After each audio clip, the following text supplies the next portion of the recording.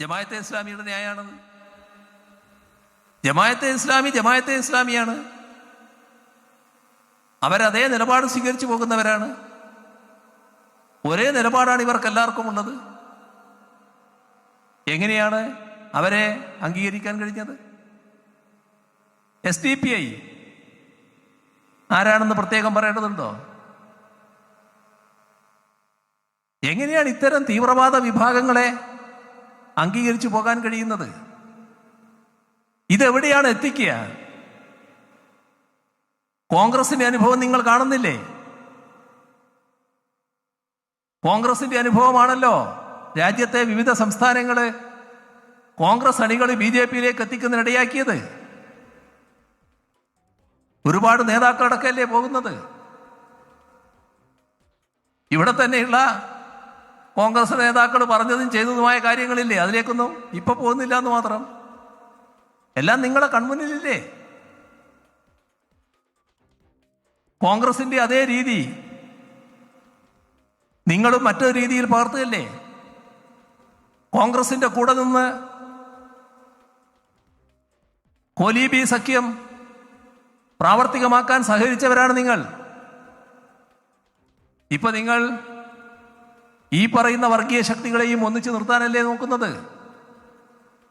ആത്യന്തികമായി നിങ്ങൾക്കത് ഗുണമാണോ ചെയ്യുക? ഒരു പാർട്ടി എന്ന നിലക്ക് നിങ്ങൾക്ക് ഗുണമാണോ ചെയ്യുക? തെരഞ്ഞെടുപ്പിലെ ജയവും പരാജയവുമല്ല, നാടിന്റെ ഭാവിയെക്കുറിച്ചാണ് ചിന്തിക്കേണ്ടത്. നാടിന്റെ ഭാവിക്ക് അത് ഗുണകരമാണോ? വർഗീയത ശക്തിപ്പെടുന്നത് നാടിന്റെ ഭാവിക്ക് ഗുണകരമാണോ? വർഗീയതയെ എതിർത്തു പോകാൻ കഴിയണ്ടേ? അത് പറഞ്ഞപ്പോ തീവ്രവാദ ഭാഷയിലാണ് മറുപടിയുമായി ചിലർ വരുന്നത് കണ്ടത്. അതിന് പിന്നെ ഞാൻ മറുപടി പറയുന്നില്ല. അതൊക്കെ സാധാരണ ഒരു ജൽപ്പനങ്ങളെന്നല്ലാതെ അതൊക്കെ ആരെങ്കിലും മുഖവിലക്കെടുക്കാറുണ്ട്. അത്തരം ജൽപ്പനങ്ങൾ കൊണ്ട് നേരിടാൻ കഴിയുന്ന ഒരു പാർട്ടിയാണോ CPIM? അതല്ല, നിങ്ങളുടെ അനുഭവത്തിൽ തന്നെയുള്ള കാര്യങ്ങളില്ലേ, അതെല്ലാം ഘട്ടങ്ങൾ നമ്മൾ കടന്നു വന്നതാണ്. നിങ്ങൾ ചെയ്ത തെറ്റിന്റെ കാര്യം നിങ്ങൾ പരിശോധിക്കേണ്ടതായിട്ടുണ്ട് എന്നാണ് ഞാൻ പറയുന്നത്.